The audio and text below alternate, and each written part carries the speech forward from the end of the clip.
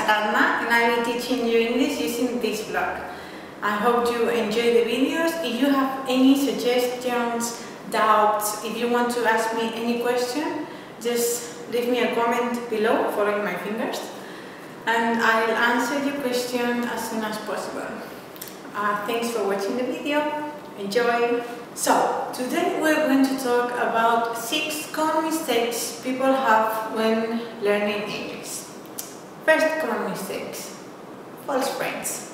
False friends, yo tengo muchos de esos. Juan, ¿te acuerdas de Juan, no? Luego tenemos a Marta, que lleva el mismo vestido que tú en la boda. ¡Qué puñalada trapera! Qué de false friends, Vaya, si no false friend. No, that's not a false friend. False friends are 2 words that are written similarly, but the meaning is different. For example, library and librería are written similarly, but the meaning is different. Biblioteca, librería. So you can understand me better, let's watch an example. Carpet is written similarly to carpeta in Spanish, but the meaning of carpet is alfombra, and carpeta in English is folder. Second mistake, omission of the subject. In Spanish, the verb tense changes with the subject. We say yo tengo, tú tienes, él tiene. You see? It changes. So it isn't necessary to use the subject. But in English, we can never, ever omit the subject. For example, if we want to say comer espinacas es una buena idea, que lo es, we would say it is a good idea to eat spinach. We cannot omit the subject it. Okay? Third mistake, gender confusion. Am I a woman? Am I a man? Am I a cat? Not that kind of gender confusion.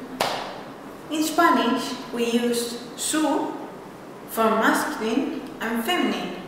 But in English, we have to distinguish between him for masculine and her for feminine. That's a bit confusing for us. Fourth mistake, order of adjectives and nouns. In Spanish, we always put the adjective after the noun.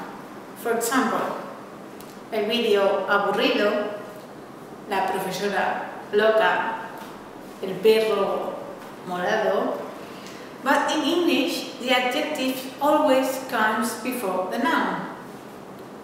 The boring video, the crazy teacher, the purple dog. That's a common mistake in English. Always put the adjective before the noun. Mistake number 5. Ladies and gentlemen, this is Mambo number 5.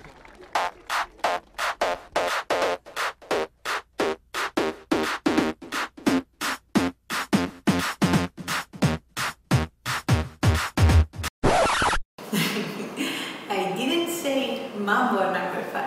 I said mistake. Okay. Now, literal translation. Now, stop. Literal translation. We can't never,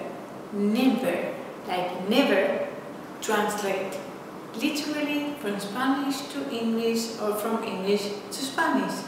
We can't. It doesn't help. It only confuses more. Let's watch an example. Okay, so today in class we're going to do a little bit of translation. Who wants to come to the board to translate this sentence into English? Me. Esto está chupado. Estoy es igual que debo ser. I am de toda la vida. I am. ¿De acuerdo? ¿Cómo era de acuerdo? De acuerdo era algo como agree, ¿cómo se dice? Agree. Pues eso, lo que yo decía, agree. I am. Agree. Perfecto. Si quiero, el inglés lo hablo por los codos lo hablo. Is that correct? No, it isn't. I am agree doesn't exist in English. It's I agree. In Spanish, we would translate it as yo de acuerdo. But, as we said before, literal translation is forbidden when learning English.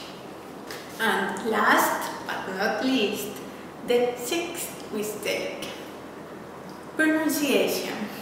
Now, let's turn to Spanish for 1 second. How do you say in Spanish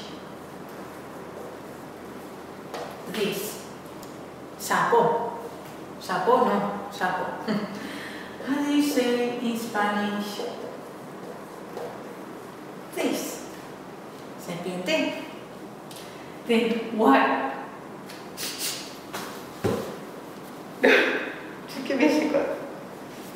What in English do people say school,